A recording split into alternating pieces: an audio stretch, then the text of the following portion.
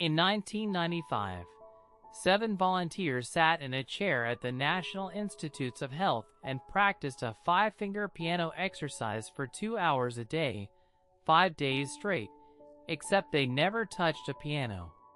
They just imagined pressing the keys, note by note, in total silence, picturing each finger landing exactly on time.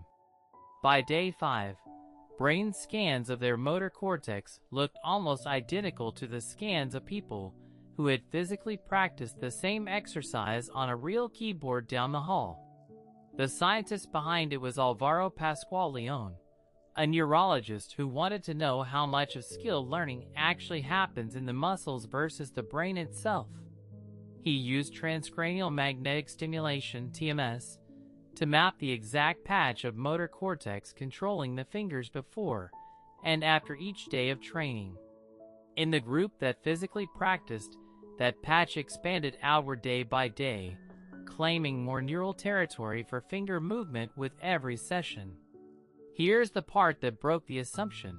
The imagined practice group's motor cortex expanded on almost the same curve. Their fingers never moved, yet the region of their brain responsible for finger movement grew as if it had physically trained for 5 straight days. Subscribe, because tomorrow's brain trick is even stranger than this one. Pascual-Leone had shown that mental rehearsal alone can drive measurable physical cortical reorganization, no muscle movement required.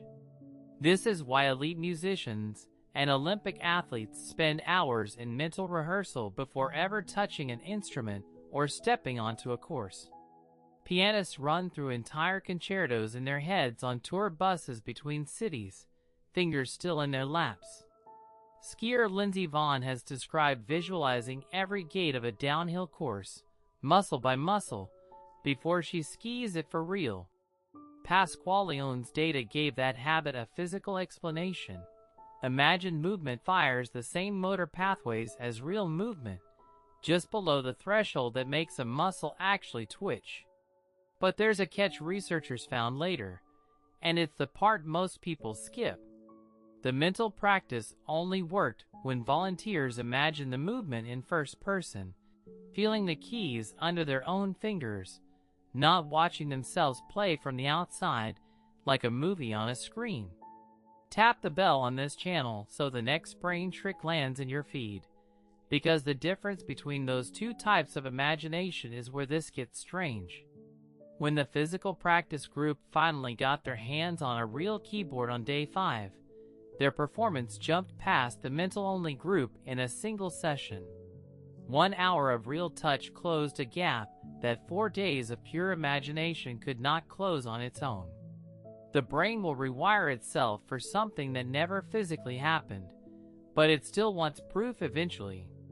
Comment below and tell me the last skill you tried to learn just by picturing it in your head.